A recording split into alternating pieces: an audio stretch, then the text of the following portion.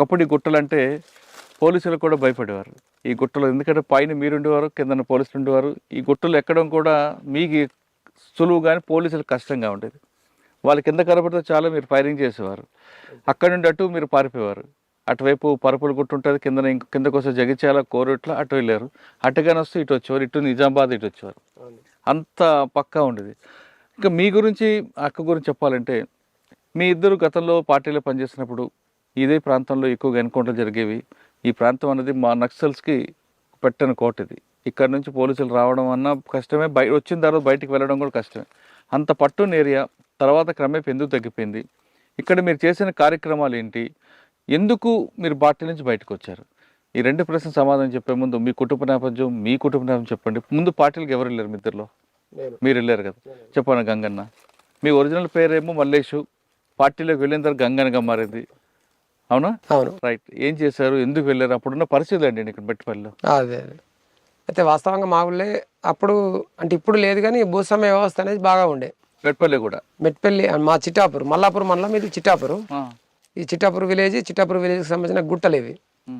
ఊళ్ళో ఏంటంటే ఇట్లా ఇప్పుడు పాలేరులు, నేను కూడా గతంలో జీతం ఉన్నా. నేను ఒక రైతుకు 6 ఏళ్ళు జీతం ఉన్నా, ఇంకొక రైతుకు 1 సంవత్సరం జీతం ఉన్నాం. మాకు కొన్ని మేకలు ఉండే. మేము ముగ్గురం అన్నదమ్ములము, 2 అక్కలు. అంటే మొత్తం 5, మా కుటుంబం 5 ముగ్గురు అన్నదమ్ములము, 2 అక్కలు, అంటే మొత్తం 5 మేము. సాలిసాలని పరిస్థితి, జీతం ఉన్నాం. జీతం ఉన్న కాడ ఇప్పుడు అప్పుడు ఏంటంటే ఈ రైతు కూలి సంఘాలు ఏర్పాటు చేద్దరు. దళం వచ్చి రాత్రిపూట మీటింగ్ పెట్టి అంత ముందు ఒకసారి రౌండ్ వేసేద్దరు. అంటే అన్నలం వచ్చినామన్నట్టుగా చాటింపు చేసినట్టుగా ముందు కంజర పట్టుకొని తిరిగి పలాని కాడ బస్ స్టాండ్లో మీటింగ్ పెడతాం రాలి అని చెప్పుకుంటారు. చెప్పుకుంటూ వచ్చిన తర్వాత గుంపులుగా అందరం అప్పుడు ఈ టీవీలు కానీ సెల్ ఫోన్లు కానీ ఇటువంటి వ్యవస్థ అప్పుడు లేకుండే. అప్పుడు అన్నలు అంటే పాటలు అంటే అందరం కూడా ప్రతి ఒక్కళ్ళు అసలు ఎవరు కూడా వట్టి ఉండేటోళ్ళు కాదు. ముసలిళ్ళ కాడికెళ్ళి చిన్నపిల్లల కాడికెళ్ళి ప్రతి ఒక్కళ్ళం ఆడ మాకు అది రాయసిన గుడి అంటారు, ఇప్పుడు గుడి ఉన్నది. అక్కడనే ఏ కార్యక్రమం అయినా, మీటింగ్ అయినా, సభ అయినా, సమావేశమైనా, పంచాయతీ అయినా ఏది జరుపుకోవాలన్నా అక్కడనే జమ అయ్యేది అన్నట్టు. అక్కడ ఒకటి కొంచెం ఎత్తుకెత్తు ఒకటి గద్దె లెక్క ఉంటుంది. ఆ గద్దె మీదకి ఎక్కి కంజర కొట్టుకుంటా పాట పాడి మీటింగ్ పెడతారు. ముందు 2 పాటలు పాడతారు. అప్పుడు మెట్పల్లి దళం, ఎవరు పాత తాలూకా. అప్పుడు ప్రభాకర్ అన్న, అల్లేశంకర్ ఆలియస్ ప్రభాకర్ అని చెప్పేసి వాళ్ళది పక్కనే ఇక్కడ కొర్రికల్ల, మెట్పల్లి మండలం కొర్రికల్ల. ప్రభాకర్ అన్న ప్రమోషన్ మీద జిల్లా కమిటీ సభ్యుడై వెళ్ళిపోయిన తర్వాత సాగర్ వచ్చాడు. సాగర్ అంటే అలా వాయులపల్లి, జమ్మికుంట ఏరియా, హుజరాబాద్ ఏరియా. సాగరు ఆయన లొంగిపోయిన తర్వాత, ఆయన కేసుల పల్లై మళ్ళీ లొంగిపోయిన తర్వాత పెరోళ్ళ మీద వచ్చి మళ్ళీ ఆయన ఎన్కౌంటర్ అయ్యాడు. అది వేరే. కానీ ఆయన వేయిన తర్వాత మళ్ళీ ఇక్కడ మా పక్కనే మొగిలిపేట రమేష్ అని, గంగుల వెంకటస్వామి ఆలియస్ రమేష్ అన్న అని, అప్పుడు మనకు జిల్లా కార్యదర్శిగా పనిచేసి మానాల ఎన్కౌంటర్లో చనిపోయాడు. అప్పుడు మేము ఇదే రైతు కూలి సంఘం పెట్టారు ఇక్కడ దాసరి గంగమల్లయ్య అని చెప్పేసి. మాకు ఆయన జిఆర్డి కమాండర్ ఉండే. జిఆర్డి అంటే గ్రామ రక్షక దళం, కమాండర్ ఉండే. కమాండర్ అంటే అప్పుడు నిర్బంధం బాగుంటుండే. మేము రోజు ఇట్లా గుట్టల వైపు, ఇటు తోటల వైపు, అటు ఇటు గొర్రెలకు పోతుంటే, గొర్రెలకు కానీ ఆవులకు కానీ, లేకపోతే రైతుకు జీతం ఉన్న కాడ పనికి పోయినప్పుడు మాకు కలుతుండే. కలిసి మీరు తమ్ముడు ఇట్లా జీతం ఉండు కాదు, మీరు ఖచ్చితంగా చదువుకోవాలా, ఇట్లా బాలల సంఘం ఏర్పాటు చేసుకోవాలని చెప్పేసి మాకు తను బోధించినప్పుడు, ఎందుకంటే మాకు కూడా ఏమనిపిస్తే అంటే, అన్న మరి మాకు అన్నలు కల్పిస్తామనంటే కల్పిస్తా తప్పకుండా అని చెప్పేసి 2-3 సార్లు ఇక్కడ యూసుఫ్ నగర్ అని మా పక్కనే ఉంటుంది. యూసుఫ్ నగర్ దగ్గరికి ఒకసారి తీసుకుపోయిండు, ఐలాపూర్ దగ్గరికి ఒకసారి, ఇంకోసారి ముగిలిపేట దగ్గరికి ఒకసారి, ఇట్లా 2-3 సార్లు దళం దగ్గరికి తీసుకుపోయాడు. తీసుకుపోయిన తర్వాత వాళ్ళని నిజంగా చూసే వరకల్లా మాకు కూడా ఏమనిపించింది అంటే, నిజంగా మనం కూడా ఇట్లా ఉండాలి అనేది. అందుకని ఆ డీప్ కూడా ఇప్పటికి అట్లే పెట్టుకున్నా. అంటే అప్పటికైనా ఎప్పటికైనా నాకు అది దాని మీద మమకారం అనేది తగ్గది. ఎందుకంటే నిజ జీవితంలో మనం అనుభవించి వచ్చినాం కాబట్టి అది రియల్గా ఒక రియల్ హీరో లెక్క అనిపిస్తుంది. కాబట్టి మనం కూడా పోవాలనేది నాకు కసి ఉండే. కానీ వాళ్ళు మేము పోదామన్నప్పుడు తీసుకోలేరు వాళ్ళు. ఎందుకు? మీరు ఖచ్చితంగా ఊళ్ళో ఉండాలి, ఇట్లా సంఘం పెట్టుకోవాలి అనేది బాలల సంఘం పెట్టారు. అసలు మాకు చదువు రాకపోవు. అప్పుడు చదువు అంటే సాలిసాలని కుటుంబ ఆర్థిక ఇబ్బందులు, పరిస్థితుల వల్ల నేపథ్యం చూసుకుంటే ఏంటంటే 1 ఎకరం భూమిలో ఏం పండేది కాదు. మా అన్న జీతం ఉంటుండే, నేను ఒకరికి జీతం ఉన్నా, మా తమ్ముడు ఇంకో ఆయనకు జీతం ఉన్నాడు. ఇక అటువంటి పరిస్థితుల్లో అందరం జీతం ఉండి పని చేసుకొని మా అక్కలకు పెళ్లి చేసి వాళ్ళకి వరకట్నాలు ఇవన్నీ అప్పుడున్న వ్యవస్థలు ఇవన్నీ ఉంటుండే. కాబట్టి వాళ్ళకి చేసే వరకు మాకు కూడా ఇక్కడ ఏమి ఉండకపోవు. అసలు ఓసారి అన్నం తిందామంటే కూడా సరిపోయేంత పరిస్థితి ఉండకపోవు. అప్పుడు ఎక్కువ గడక కానీ అన్నం కానీ అన్నం కొద్దిగా అంత ఉంటుండే.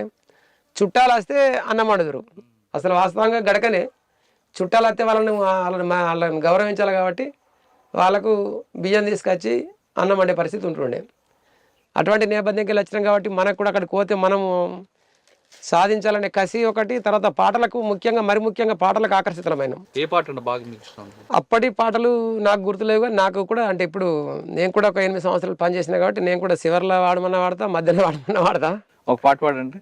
తూర్పు కనుమల్లో సూర్యుడు ఉదయించే, అల్లమ్మనోరుడు తూర్పు కోటలో ఉదయించే, అల్లమ్మనోరుడు తూర్పు కోటలో ఉదయించే, ఓరు గల్లులో విద్యార్థుద్యమ నాయకుడవై వెలిగినవన్నా, నాయకుడవై వెలిగినవన్నా, అన్నగాళ్ళను హత్యలు చేసి ఉద్యమాన్ని ఆపుతామంటూ కలలు గన్న శత్రు ఎత్తుల సిత్తు జయ గదిలినావే ఓరు గల్లు పట్టణ ఆర్గనైజరై ప్రజలల్లో నువ్వు కలిసినావే, తూర్పు కనుమల్లో సూర్యుడు ఉదయించే, అల్లమ్మనోరుడు తూర్పు కోటలో ఉదయించే, అల్లమ్మనోరుడు తూర్పు కోటలో ఉదయించే. పోలీసు బుద్ధులు అర్థం గాని కుటుంబ సభ్యులు నిన్ను వాటిస్తే అదరాలేదే బెదరాలేదే తడబడలేదే తొందరపడలే, నీ జీవితమే విప్లవానికే అంకితమంటూ సాటి చెప్పి రైతు కూలి మహాసభకు అశోకన్నై తిరిగొచ్చినవే, తూర్పు కనుమల్లో సూర్యుడు ఉదయించే, అల్లమ్మనోరుడు తూర్పు కోటలో ఉదయించే. మీ గురించి చెప్పండి, మీరు ఎందుకు వెళ్ళారు? మేము గొల్లపల్లి మండలం ఎన్మట గ్రామం మాది. మేము ముగ్గురం, ఒక తమ్ముడు చెల్లి, నేను పెద్ద నేనే వాళ్ళిద్దరికంటే. అయితే ఊళ్ళో మీటింగ్ పెడదురు, ఎప్పుడెప్పుడు వచ్చి ఊళ్ళో మీటింగ్ పెట్టి భూస్వాముల దగ్గర బియ్యం తీసి ఊళ్ళోనే వంచిర్రు. మా ఊళ్ళోనే వంచితే ఒక అన్న ఉండే బుగ్గరెడ్డి అని, మా ఊళ్ళోకి వెళ్ళి పోయిండు బుగ్గరెడ్డి అన్న.